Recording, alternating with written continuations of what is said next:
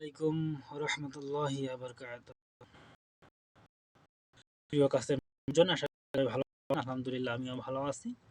তো যে বিষয়টা নিয়ে আজকে কথা বলবো, যে কোটা বিরোধী আন্দোলন যে বর্তমানে বাংলাদেশে যে চলছে সেই বিষয়টা নিয়ে।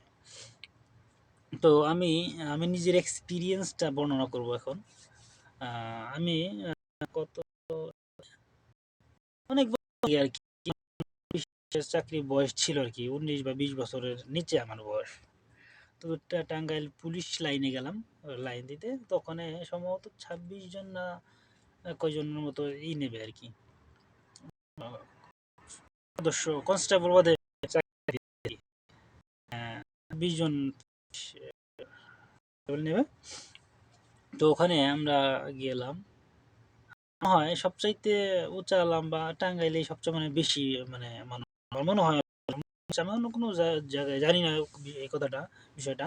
তো ঢাকা বা মানিকগঞ্জ বা নারায়ণগঞ্জ এরকম কি আশেপাশের, আমিও একটা বন্ধু আছে আমার, ওদের কাছে শুনছি যে ওদের এত মানে চাকরির জন্য এত ভিড় হয় না। আমাদের কত ভিড় হয় আপনি বলি, আমার নিজের এক্সপিরিয়েন্স থেকে বলি, নিজের অভিজ্ঞতা থেকে।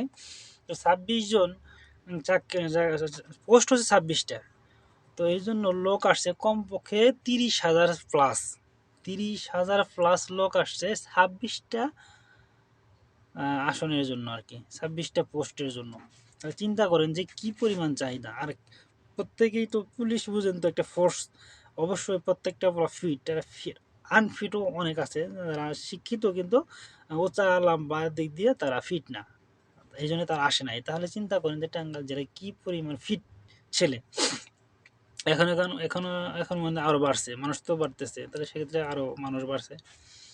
তো ওখানে গেছি, ওখানে আমি দেখতেছি যে ওখানে বিভিন্ন জায়গায় বিভিন্ন কোঠা, যে কোঠাগুলা যে আছে, কোঠা লেখা আছে যে এটা মুক্তিযোদ্ধা কোঠা, এটা আনসার কোঠা, এটা পোষ্য কোঠা, এটা উপজাতি কোঠা, এটা মহিলা কোঠা, এরকম বিভিন্ন অনেক কোঠা আছে, অনেক কোঠা আছে।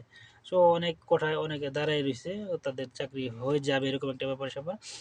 তো এখানে আর একটা ছেলে, আমি চিনি না তাকে, তবে সে একটা মজার ছলে একটা কথা বলছে যে ভাই, ওখানে থাকতে থাকতে একটু পরিচয় হয়েছে মোটামুটি আর কি। তো সে বলতেছে ভাই আসলে ওই যে দেখতেছেন না ভাই, অমুক কোঠা তমুক কোঠা, এই কোঠা সেই কোঠা, সমস্ত কোঠা আছে ভাই, আমাদের কিন্তু একটা কোঠা আছে। কইছে আমাদের কোঠা কি, আমাদের কোনো কোঠা নাই তো, আমরা সাধারণ, সাধারণত কোনো কোঠা থাকে না। তো করে কেমনি আছে কিন্তু আপনি জানেন না। বলে কই কনসে দিই কি কোঠা আছে, কয় আমরা হইলো রাজাকার কোঠা। পরে আমার সবাই হাইসে দিছি যে কি কয় রাজাকার কোঠা। পরে বলে ওকে ভাই এই কথা বললেন কেন? কয় ভাই দেখেন এই যে আনসার কোঠা আছে, পোষ্য কোঠা আছে, এই যে মুক্তিযোদ্ধা কোঠা আছে, উপজাতি কোঠা আছে, প্রতিবন্ধী কোঠা আছে, সবারই তো চাকরি হয়, কিন্তু আমাদের হয় না। কারণ হচ্ছে আমরা হলো রাজাকার কোঠা, আমাদের চাকরি নাই। আমরা যারা সাধারণ মানুষ আছি আমাদের কোনো চাকরি নাই নাই নাই, আমরা চাকরি পাই না।